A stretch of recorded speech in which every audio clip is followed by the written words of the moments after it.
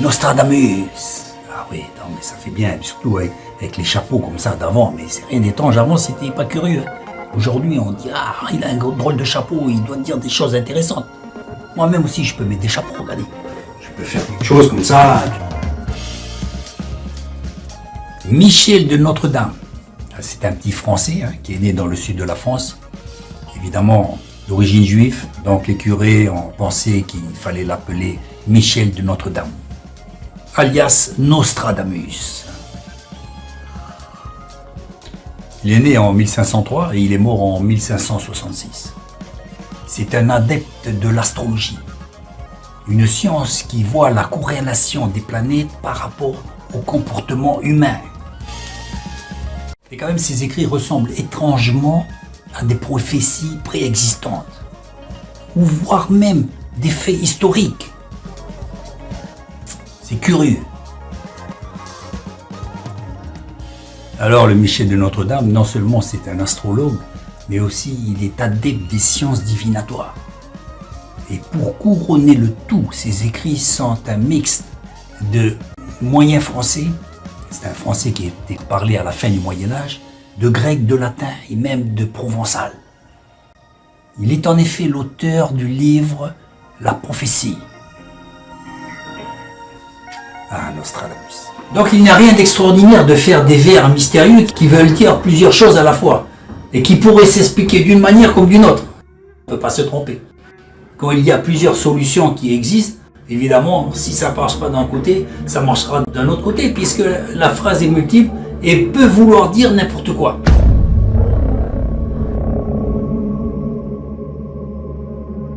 Il aurait prédit l'élection de Trump. Alors on va regarder ça.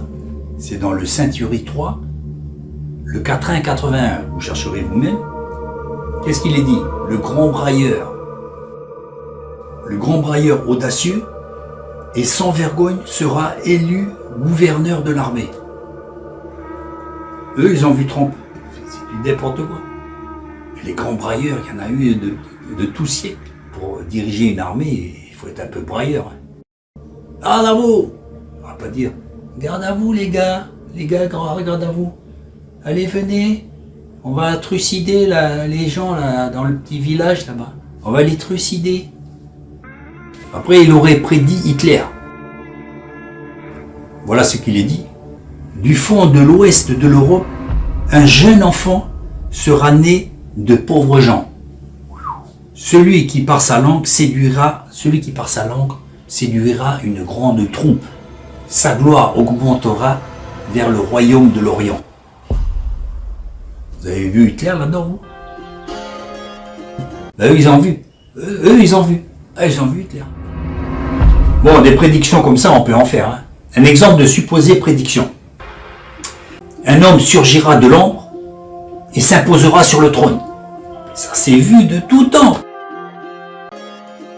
Vous avez vu Donald Trump, qui même à un moment donné était haï par son parti, les Républicains, et qui finalement s'imposa pour devenir président. Chez nous, avec Emmanuel Macron, pareil, il ne faisait partie d'aucun parti politique, et finalement il a su s'imposer, renverser ses adversaires, et accéder à la présidence. Et cette phrase pourra se vérifier dans le futur, car d'autres personnes vont surgir de l'ombre pour devenir des personnes leaders dans le monde. Ce sont des choses qui, du fait des multiples significations, peuvent vouloir dire n'importe quoi. Si ça ne marche pas d'un côté, ça va marcher forcément de l'autre, puisque c'est des phrases à signification multiple. Nostradamus aurait même prévu la bombe atomique. Près des portes et dans 2 villes, alors eux ils ont vu Hiroshima et Nagasaki, ceux qui ont été bombardés par le feu nucléaire. 2 villes, il y aura des fléaux dont on n'aura jamais vu semblable. Quand la peste était à Paris, c'est pareil, les gens ils n'ont jamais vu la peste, mais la peste est arrivée. Ouais. La famine au sein de la peste, évidemment, il y a même la famine au milieu du sida, ou la famine au milieu de la guerre, ou la famine au milieu des maladies, ou la famine au milieu de la vermine, parce qu'elle a décimé la récolte et donc il n'y a plus rien à manger. Ça veut tout dire et ça veut rien dire. Les gens éteints par l'acier. gens qui ont été éteints par l'acier, c'est-à-dire l'épée. Ils ont été éteints par l'acier aussi. Le 11 septembre, vous savez, les deux tours jumelles qui ont été détruites à New York. Le feu s'approchera de la grande ville nouvelle. Le ciel brûlera à 5 et 40 degrés. Et le feu, c'est plus que 40 degrés. Même si vous voulez dire, comme Mark Finn dans son livre, que la prophétie de Nostradamus s'est réalisée parce que New York se situe à 40,5 latitude nord, cela est faux. Parce qu'en vérité, New York est situé à 40,43 latitude nord, comme la ville de Madrid d'ailleurs. Donc même en tirant les cheveux de la prophétie, ça ne se réalisera pas. Quand les deux tours jumelles du World Trade Center de New York ont été percutées par ces deux avions, ça a procuré une chaleur de 1000 degrés environ, ce qui a ramolli les poutres. Elles ne sont pas fondues, mais elles se sont ramollies. Aucunement question de 5 ou 10 degrés ou 50 degrés, non, rien à voir. La température était bien plus élevée. Le seul crédit que je pourrais porter à M. Nostradamus, c'est vraiment en 1666, ce grand incendie de Londres, tel que l'avait prédit Michel de Notre-Dame. Mais là encore, la prédiction ne fut pas totalement complète, puisque la ville ne fut détruite qu'à 80%, et non entièrement.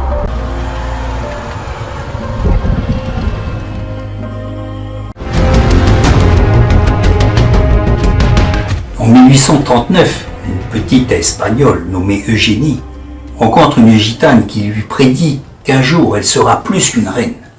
En effet, 14 ans plus tard, elle devint impératrice des Français, sous le règne de Napoléon III.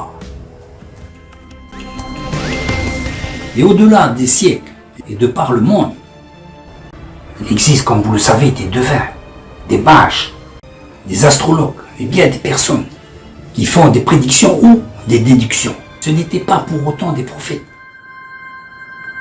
Et maintenant, voici quelques prophéties de la part de monsieur Michel de Notre-Dame pour l'année de grâce 2023.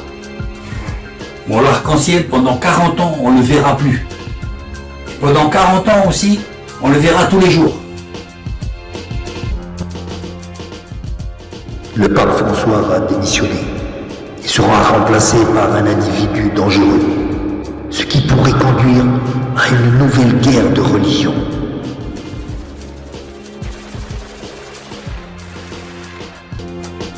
Il y a aussi la mort du pape François et la destruction de Rome. En 2023, la troisième guerre mondiale. Il y a les poissons qui vont bouillir dans la mer Noire. Ça va faire tellement chaud qu'ils vont bouillir. Ce qui sera pratique d'ailleurs pour aller les chercher, les récupérer. Et on n'aura pas besoin de les cuire. Ils seront déjà tout prêts. Ça, c'est pas mal. Bon, il parle de crise climatique et de catastrophe en 2023. Mais ça, il y en a déjà eu en 2022, 2021. Il y en a toujours eu des crises climatiques. Une lumière sur Mars qui tombe. Alors, évidemment, faire dire n'importe quoi. Si on met les pieds sur Mars, on va dire, t'as vu, il y a la lumière sur Mars qui tombe. Et si la lumière de Mars disparaît, comme ça semble être dit par certains, ben on va dire, ben voilà, c'est la lumière de Mars qui tombe. Donc ce genre de prédiction est sujette à toutes sortes de sens. Poutine va se sauver au Canada. On ne sait pas ce qui va se passer, peut-être qu'il va perdre la guerre, il va se barrer.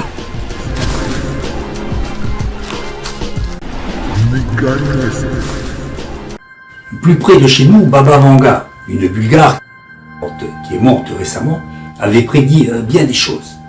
Mais aussi bien des choses ont été fausses, ne se sont pas réalisées ou ont été incomplètes. Baba Vanga aurait prédit le 11 septembre. Les deux tours jumelles ont été détruites à New York. Il aurait dit les deux frères américains, donc les deux tours jumelles, ont été attaqués par deux oiseaux d'acier